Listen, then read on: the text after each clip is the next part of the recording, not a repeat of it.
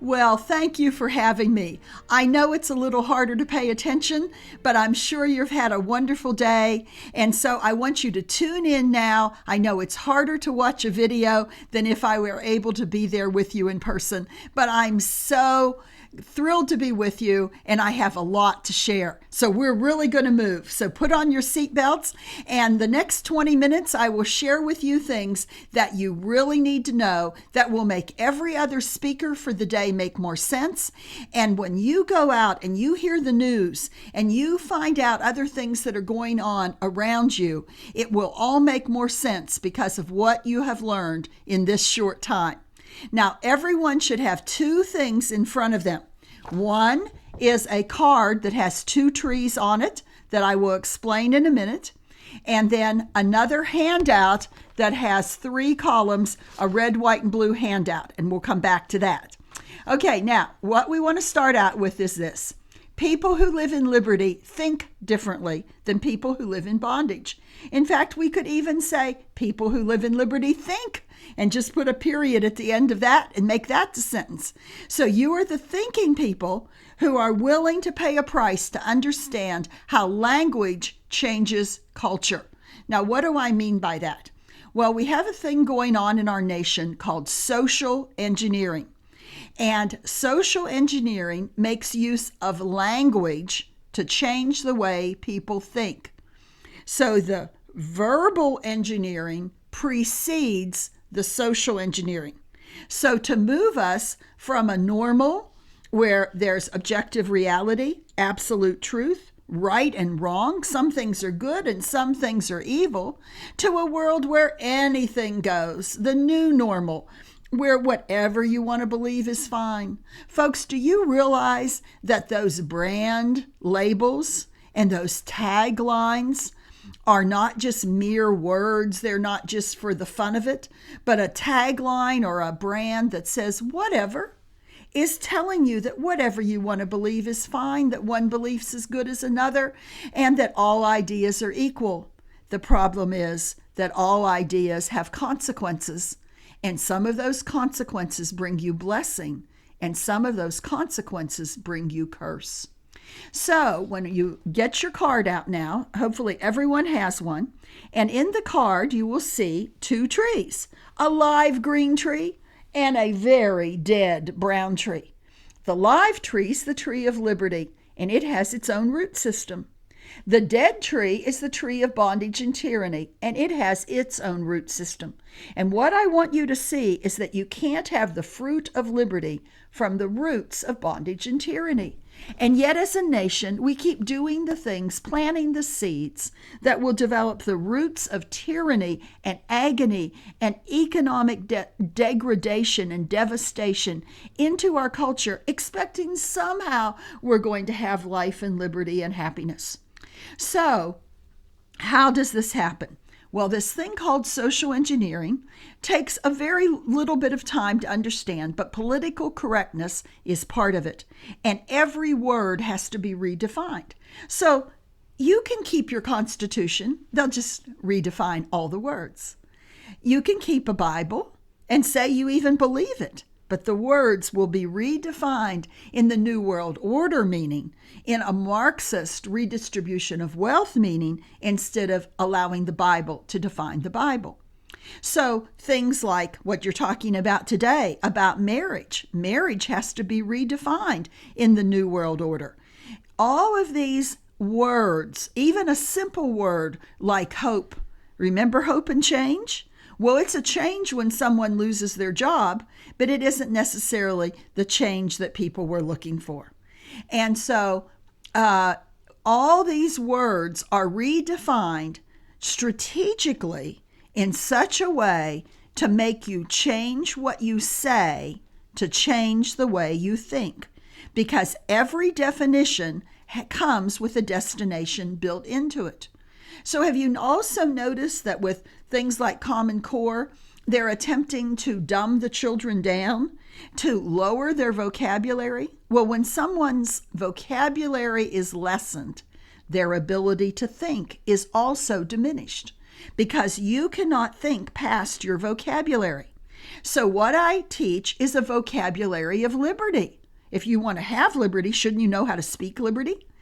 So what I'm going to do is give you a couple of handouts. Now, we didn't have a way to make all of them for everyone here today. So what we want you to do is write to us at contact, CONTACT, at whylibertymatters.com. And whylibertymatters.com is on both sides of the card you have there. And we will send you the social engineering handout and the vocabulary of liberty handout, if you will request those handouts from this meeting. So what I want to show you is how is this sleight of mind played upon us? You know how in a magic trick it's a sleight of hand? Well, and they have you distracted. You're going to look at the pretty lady. You're going to look somewhere else. There's going to be a flash of light, a noise in the background, and all of those things are there to distract you from what's really going on. So if you're a news junkie, well, there's all these other things going on in the news to distract you from what really matters. If you're into entertainment, well, that's fine too. Whatever it is, as long as it distracts you from stopping to think about the things that really matter. So one of the ways that I explain this culture change is through a chart. And I love charts, and I have books that have charts in them and diagrams and all those things, because I think they help people understand and learn. So the 3 columns on this chart are very important. And I want you to go home and bring this out again. And I want you to engage with the 3 columns, not just kind of glance over them, but take the time to think through what I'm saying. Now, the column on the left, if you've studied the Hegelian dialectic, is the thesis column. That's the position column. That's the column that says, this is what the Father says. I must be about the Father's business. I only say what the Father says. And that is the language and method of righteousness. And that is the language and method that leads to liberty. Now, everything doesn't change overnight, because if someone came in and said, we're going to take away all your prosperity, we're going to take away your essential liberties, we're going to change your life forever, we're going to teach you to live a sustainable life. And folks, what's sustainable really mean? Well, sustainable means to give you the least amount of space and the least amount of calories and the least amount of pay that you won't revolt. So we're going to bring you to a place where you'll just accept whatever happens. You'll learn to go along to get along, and you won't question and think anymore. So what happens is then we go to this middle column. Now, if you'll look at the middle column, what you see is that would be in the Hegelian dialectic, the antithesis column. And in that column, it teaches you to doubt and to question the thesis. It teaches you to say, did God say? Can we be sure? How would we know? Oh, let's imagine an ideal world. It's very utopian. And it gets you, well, the whole goal of the antithesis is to just get you off of the thesis. It doesn't have to be the opposite of the thesis. It can just be a little bit off, because it's more deceptive the more truth that it has in it. Because every lie needs truth as its conduit. So what you have happen is that you have to have some truth there for people to believe it. So then we're moving from left to right, because we read in English from left to right. So we have the thesis column. Then we have the antithesis column. That's the middle transition column. When you hear somebody called a transition nation, that means they're not really ready to embrace the complete New World Order, but they're in the dialectic process. And then the third column is the New World Order column. And the third column is the language of relativism. It uses words like consensus. There's no more right and wrong. Truth is whatever you want it to be. Everything's relative. We only talk about opinions. And folks, there's no conviction in an opinion. Opinions are like noses. Everybody has one. Whatever you want to believe is fine. The problem is that you can believe whatever you want to believe. You jump out of a 40-story building. You can believe that gravity doesn't exist all the way down to the ground. But eventually, utopianism This way that seems right to a person, but the ends thereof are the ways of death, will catch up with us. And when reality, or when the dream world or unreality has a collision with reality, reality always wins. So why not line yourself up and your vocabulary and your life up with the truth from the beginning? So this third column, the synthesis column, is to bring you to a new truth. But it's really an old lie. And the synthesis column is the language of wickedness. So what I want you to see from this chart is there's a language and method that leads to liberty, and a different language and method that leads to bondage and tyranny. And so what we have going on in our Christian churches, our schools, the homeschool curriculum, folks, don't think because you homeschool that you're immune from the dialectic process. Now, what is this dialectic? Well, I've got kind of two thoughts going on there. So let's take it this way.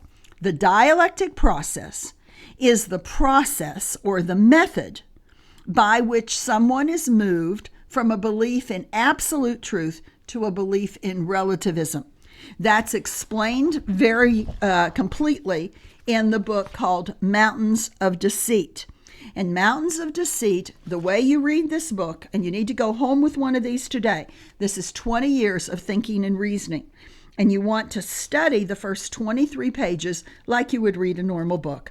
And then go back and memorize page 11, because it really explains how the dialectic works, and it gives the steps of the dialectic. Then, after that, you go to whichever mountain of culture, whichever area of life you're interested in.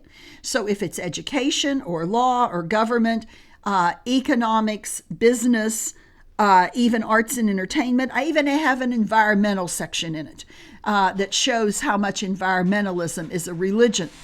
And so what you have in that book is a manual and charts that you can go back to and refer back to all of the time. Now let's come back to our thought about this word consensus, because even the homeschool curriculum of today, it may still have some pretty good content, but the methodology is the methodology of the New World Order. It's a Marxist methodology based in Benjamin Bloom's taxonomy. And so I have lots of materials that teach that. I have a webinar every Wednesday night, and you can tune into that webinar. And basically what happens is it's an hour and a half. You sign up for it at whylibertymatters.com. And then we teach, but I also take Q&A, and then we have archives for years of those teachings. And the main one that I would recommend that you order right away is called Education is Inherently Religious. And the reason is that will unlock a lot of what's going on in the country.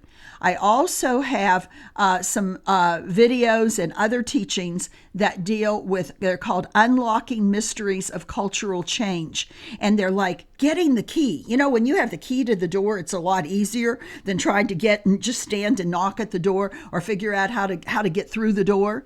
And so once you see the linguistic trick that's being foisted upon us, then you will see that if it was language and change of language that resulted in this cultural change, then by you coming back and speaking the language of liberty, you can, without doing any revolutionary anything, everyone has a circle of influence. What you can do is you can change the way you think, and then you can change the way other people think by explaining this sleight of mind and what political correctness really is. Folks, if you have to wonder, can I say that? Oh, it's in Sunday school, but it might upset somebody. Oh, can I bring that up before the deacon board? Can I bring that up at the PTA? Can I bring that up, even in my circle of friends at the Christmas party or at my family Thanksgiving dinner? Do I dare bring up these things? Then do we really live in a free society if there's certain things you're allowed to say and other things you're not allowed to say? Yes, we have been processed as a country. We have really been damaged, and it's very sad to see. But don't spend your time focusing on the problem. Learn enough of the problem to learn what the solution is. And no matter what area of culture you have been called to make a difference in, you have to understand how this dialectic works, or unwittingly, you not only become a victim of the dialectic, you actually become a participant and you didn't even realize it.